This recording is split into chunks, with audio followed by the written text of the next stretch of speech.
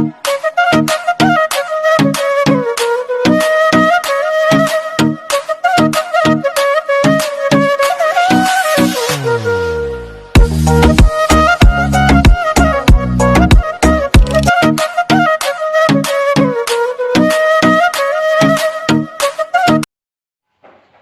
Morning વિદ્યાર્થી મિત્રો.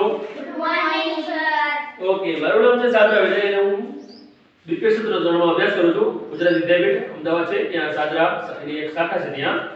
હવે મારે લેવાનું છે વર્ગખંડમાં એક પાઠ લેવાનો છે, જેના વિશે હું તમને કેટલાક પ્રશ્ન પૂછીશ. એના પહેલા હું તમારી હાજરી બોલી લઈશ કે તમે કેટલા વિદ્યાર્થી છો. ઓકે, ચલો હાજરી બોલો. 1 2 3 4. Okay, very good. Ishita. Okay, હવે મને હું તમારા નામ પૂછીશ, તમારા નામ બોલવાના રહેશે. ઓકે, ચલો. તારું નામ? હાર્દિક. હાર્દિક. તારું નામ? અમિત. અમિત. Very good. સરસ. તમને સરસ રીતે આવ્યું. હું તમને કેટલાક પ્રશ્નો પૂછીશ, તમને જવાબ આવડતા હોય તો તમારે બોલવાના રહેશે. બાળકોને સૌથી વધારે શું કાર્ય કરવું? બાળકોને સૌથી વધારે શું ગમે? ચલો, બહુ સારો પ્રશ્ન છે અને એકદમ સરળ છે, તમને આવડશે. બાળકોને સૌથી વધારે શું ગમે? ચલો બધા. રમવું. Very good. બાળકોને સૌથી વધારે શું ગમે? રમવું ગમે છે. તમે જોજો નાના બાળકો ગમે ત્યારે રમતા હોય છે. ઓહ, સરસ. તમારી શાળામાં કઈ કઈ રમત રમાય છે? તમારી શાળામાં કઈ કઈ રમત રમાય છે? તમે મને કહેશો? ચલો, એક તું એક રમત બોલ. કબડ્ડી. ઊભા થઈને બોલવાનું છે. કબડ્ડી. કબડ્ડી. તું બોલ. ખોખો. ખોખો. ચલ તું બોલ. હોકી. Okay, very good. સંતા કુકડો છે, અડોદા, એક અડવાનું. આ બધી રમત સાદી રમત કહેવાય છે અને પ્રોફેશનલ રમત ન કહેવાય. આપણે સારી રમત કેવી તો કબડ્ડી છે, hockey, football, basketball, netball, handball, હવે ક્રિકેટ, જુડો, કુસ્તી, આ બધી રમતો સારી રમત કહેવાય છે, જે બહાર આપણે રમીએ તો આપણે ઇનામ છે એવું બધું વસ્તુ મળતું હોય છે. સરસ. હવે આપણે પૂછું કે આપણે કબડ્ડી, ખોખો અથવા કોઈ પણ રમત રમીએ તો આપણે સામાન્ય રીતે વ્યક્તિને સૌથી વધારે શેનાથી ભય લાગે છે? આપણે કબડ્ડી રમતા હોય તો આપણને શેની બીક લાગે છે? ચલો, સૌથી સરળ પ્રશ્ન છે, તમને યાદ કરો એટલે આવડી જાય કે આપણે ગમે ત્યારે રમતા હોય તો આપણે એમ કહીએ કે શું લેવાના રમીએ? ચલો બોલો. વાગી જવાની છે. સરસ. વાગી જવાની આપણે એને ઈજા કહેવાય છે. ઓકે, ઈજા. તો આપણે આજે પ્રાથમિક ઈજાઓ વિશે ભણવાના છીએ.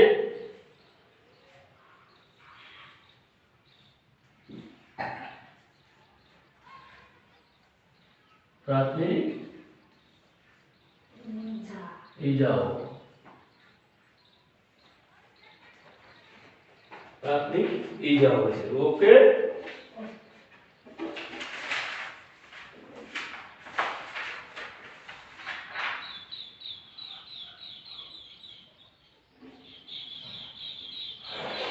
સરસ.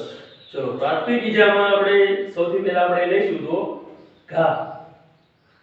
ઘા એટલે કે આપણે ગમે તે રમતા હોય, કોઈ પણ વ્યક્તિ આપણે રમતા રમતા આપણને વાગી જાય છે, જે ઘા કહેવાય છે. ઘા એટલે કે આપણે ઘા અલગ અલગ રીતે થતો હોય છે. ભોગાવાથી થતો ઘા એટલે કે આપણે સોય છે ઘૂસવીને ભોગાવાથી થતો ઘા કહેવાય. સુંદાવાથી એટલે આપણે થોડીક વ્યક્તિ આપણે કોઈ પર મારે તો તેને સુંદાવાથી થતો ઘા કહેવાય છે. પછી ચામડી આપણે ફાટી જાય છે એટલે આપણે ઘા એવો વાગે કે ચામડી બધી ચીરાઈ જાય છે. જેવા વાગે અલગ અલગ પ્રકારના ઘા થતા હોય છે. આપણે પ્રાથમિક ઈજામાં જોઈએ પ્રાથમિક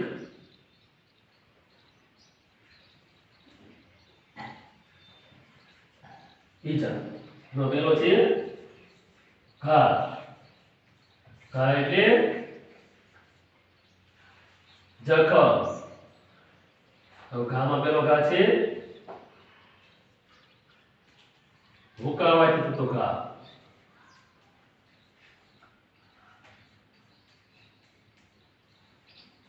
ભૂકાવાથી થતો ઘા. બીજું છે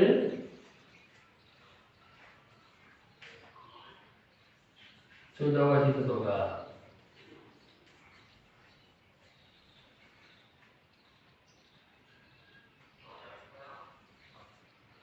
ત્રીજું ભોકાવાથી થતો ઘા એટલે કે આપણે ભોકાવાથી છૂંદાવાથી થતો ઘા. ઓકે, તો આપણે હવે શીખશું કે ભોકાવાથી થતો ઘા એટલે શું કહેવાય. તો કે આપણે કોઈ પણ અણીદાર વસ્તુ હોય જેમ કે સોય છે, ખીલી છે, ચાકુ છે, એ આપણે ભોકાવે એટલે કે આપણને મારે તો તેનાથી આપણે લોહી લુહાણ થતા હોય છે એટલે આપણે લોહી નીકળતું હોય છે તો તેને ભોકાવાથી થતો ઘા કહેવામાં આવે છે. ઓકે, બીજો છે છૂંદાવાથી થતો ઘા. એટલે આપણે કોઈ પણ વ્યક્તિ ગમે ત્યારે આપણે કામ કરતા હોય છીએ કે આપણે હથોડી છે, કોઈ ગમે ત્યારે આપણે કોઈ પણ કામ કરતા હોય આપણે વચનવાળી વસ્તુ આપણે ઉપર પડે તો તેને છૂંદાવાથી થતો ઘા કહેવામાં આવે છે. ઓકે, આ બી તમને ઘા આવડી ગયા. ઓકે, સરસ. જો કે આપણે હવે તો કે આ ઘા થાય તો એનો ઉપચાર શું આપણે એટલે કે કઈ રીતે મટાડી શકીએ. આપણે કોઈ પણ વસ્તુ વાગે ત્યારે આપણે શું કરવું જોઈએ અને કઈ રીતે એને આપણે સાજા થઈએ તો તમને આપણે શીખશું. તો તેને ઉપાયમાં તો કે આપણે જ્યારે પણ આપણને ઘા અથવા કોઈ પણ વસ્તુ વાગે તો તે પહેલા આપણું શરીરનું કોઈ પણ વ્યક્તિ જ્યારે સીધો સૂતો હોય તો તેને સીધા સુરાઈ દેવાનું અને જ્યાં વાગ્યું હોય તે વસ્તુને ઉપર એટલે કે પોતાના હૃદયથી અધર રાખવાનો પ્રયત્ન કરવાનો જેથી લોહી ઓછું હોય છે અને જ્યાં વાગ્યું હોય તે આપણી પાસે ફર્સ્ટ એડ બોક્સ હોય એટલે કે જે આપણે જે રીતે દિશામાં આવતું હોય છે ફર્સ્ટ એડ બોક્સનો પાટો જેવી વ્યક્તિ તો અથવા આપણે ઘેરે એવી વસ્તુ હોય તો તે પાટો જેવી વસ્તુ બાંધી દેવાય જેથી એને થોડો આરામ મળે અને એનો લોહી ઓછું નીકળે. ઓકે, હવે આપણે બીજો શીખશું. ઓકે, તમે ડાયરીમાં તમે લખી દીધું ને. Okay, very good.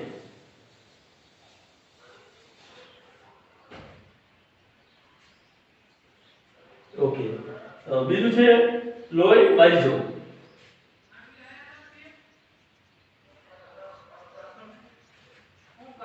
લોહી બાજી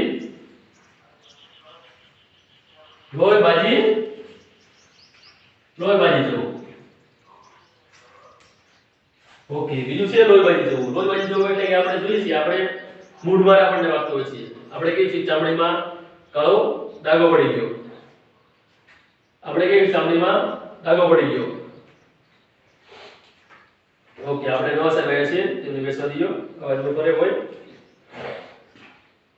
ઓકે, હવે આપણે બીજું છે ચામડી લોહીમાં બાજી જવું. આપણે એટલે કોઈ પણ વ્યક્તિ આપણે કામ કરતા હોય આપણે રોજબરોજનું કોઈ પણ કામ તેમાં આપણે ચામડી આપણે કોઈ પણ વસ્તુ હોય એટલે આપણે ઉપર આમ કોઈ પણ વસ્તુ વાગે એટલે આપણે ચામડીમાં કાળો ડાઘો પડી જતો હોય છે તો તેને લોહી બાજી જવું કહેવાય છે.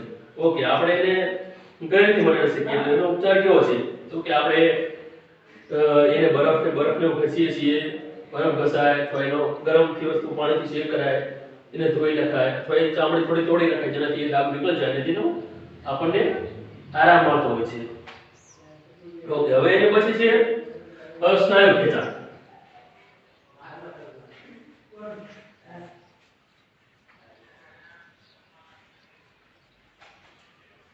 ઓકે, સ્નાયુ ખેંચાણ કોને કહેવાય એટલે કે આપણે કોઈ પણ વ્યક્તિ આપણે ગમે ત્યારે કામ કરતા હોય છે અથવા આપણે કોઈ પણ જ્યારે અચાનક નવું કામ કર્યું હોય વજન વધારે ઉચકી નાખ્યું હોય આપણે જે જોઈએ છે કે આપણે ગમે ત્યારે વધારે બળનું કામ કરીએ તો આપણે કહીએ છીએ મારો અહીંથી હાથ દુખવા માંડ્યો. તેને હાથનો એને સ્નાયુ શરીરને આપણે અંદર એવા સ્નાયુ આવતા હોય છે જે દુખવા મળતા હોય છે એને સ્નાયુ ખેંચાણ કહેવામાં આવે છે. હવે સ્નાયુ ખેંચાણ કઈ રીતે થાય તો કે આપણે વધારે સખત મહેનત કરીએ આપણે જ્યારે આપણે બળ કરતા વધારે બળનું કામ કરીએ તો આપણને સ્નાયુ ખેંચાણ થતા હોય છે.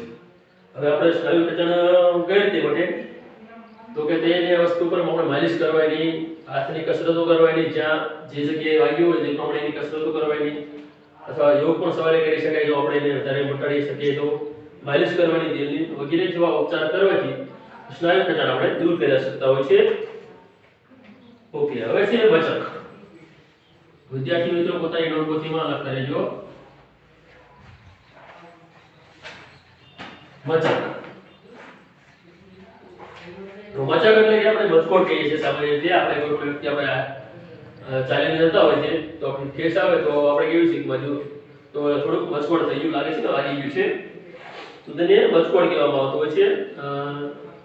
સામાન્ય રીતે મચકોડ આપણે ઉતાવળે કામ કરવાથી, વધારે પડતો શ્રમ કરવાથી અથવા ઝડપથી કામ કરવા જતા હોય અથવા ઝડપથી કંઈ ભૂલી ગયા હોય લેવા જતા હોય તો આપણને એવું ઠેસ આવે અથવા ખાડામાં પગ જતો રહેશે તો ત્યારે બચાક આવી જાય છે. બચાક આવે ત્યારે તો આપણે ગરમ પાણીનો શેક કરવો જોઈએ અથવા આપણે આઈસ પેક એટલે કે એવું એક તત્વ આવે છે પ્રવાહી પ્રકારનો છે અને ફ્રીજમાં મૂકવાથી બરફ થઈ જાય છે તો તે મૂકવાથી આપણે સારી રીતે સરળતા મળતી હોય છે. ઓકે, હવે આપણે આ રીતે આપણે બચતને દૂર કરી શકતા હોય છે. ગરમ પાણીનો ઉપયોગ કરાય, બરફનો ઉપયોગ કરતા હોય છે વગેરે જેવા એનો મટાડી શકાય છે. હવે પાંચમું છે ગોટલા ચડવા.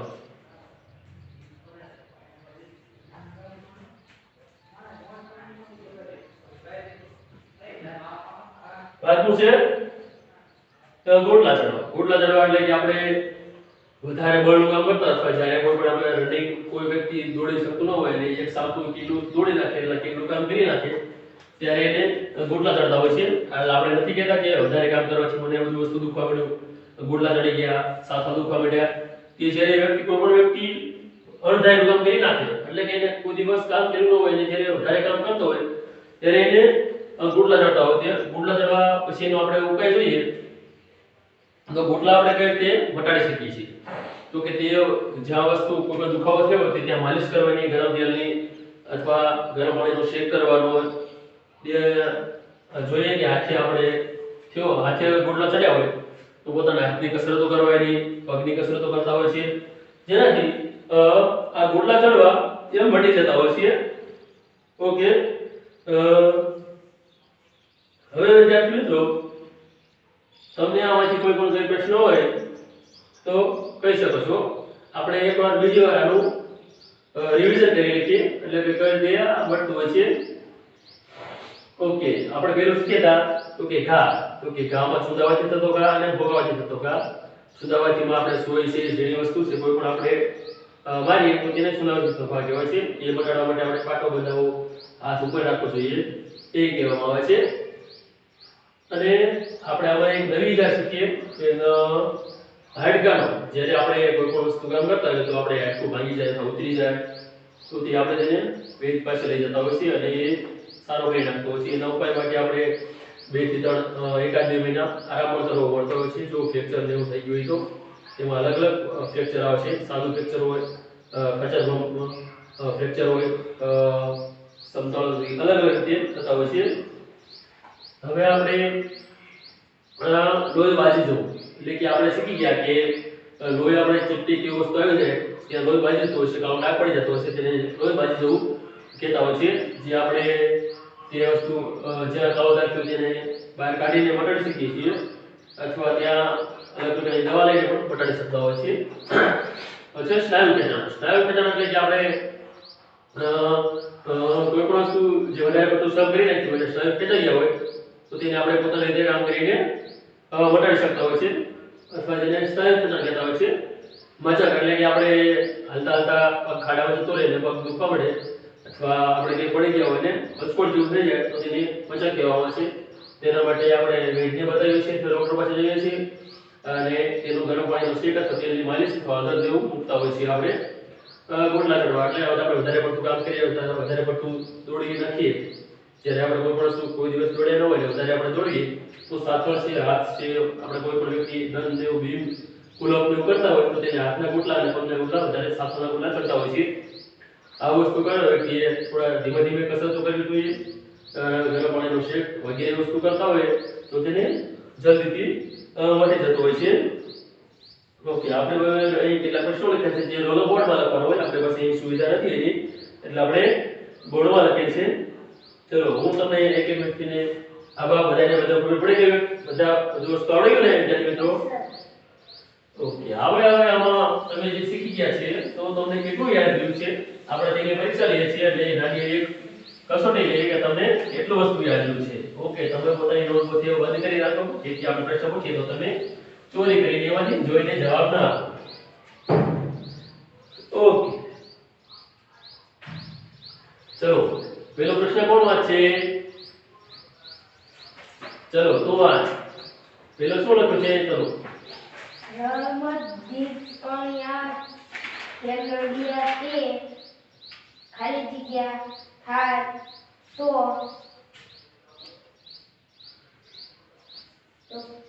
ડોક્ટર પાસે લઈ જવામાં આવે છે. જુઓ જો રમત દરમિયાન ખેલાડીઓને ખાલી જગ્યા થાય તો ડોક્ટર પાસે લઈ જવામાં આવે છે. ચલો તો જે કે ડોક્ટર પાસે શું લેવું થાય તો આપણે ડોક્ટર પાસે લઈ જઈએ.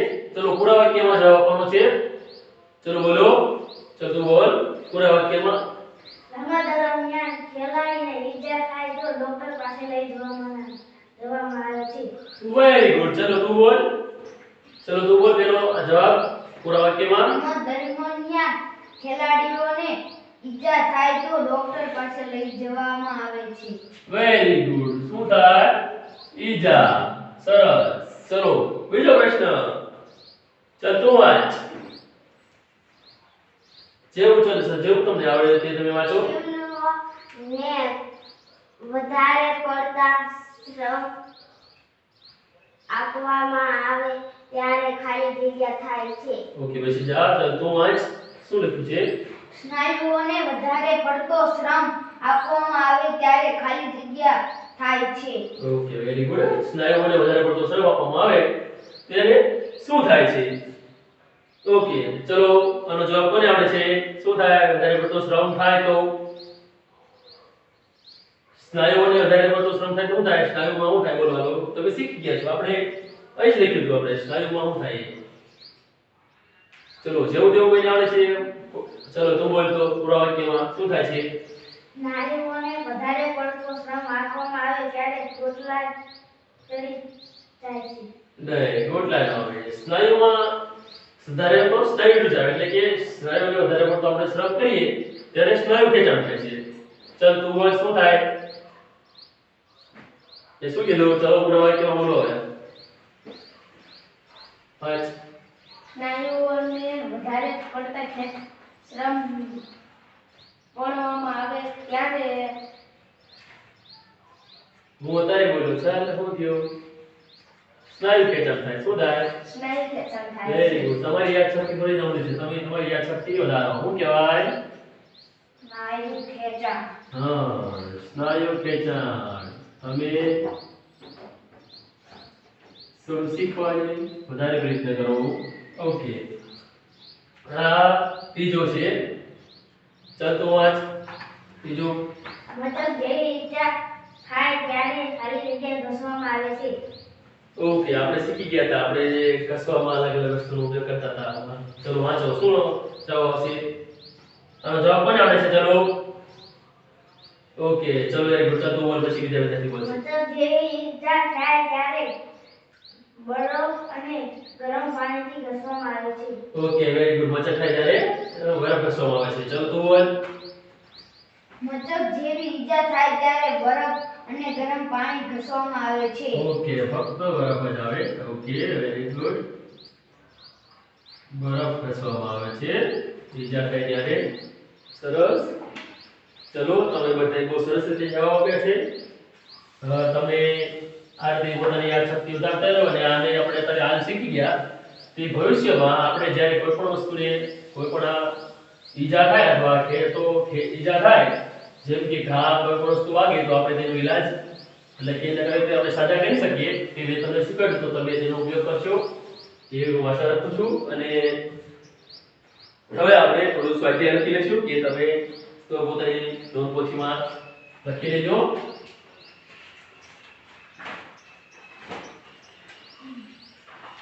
ઓકે ચલો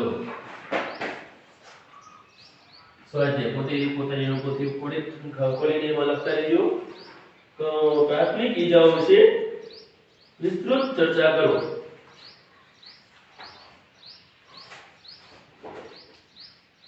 પ્રાથમિક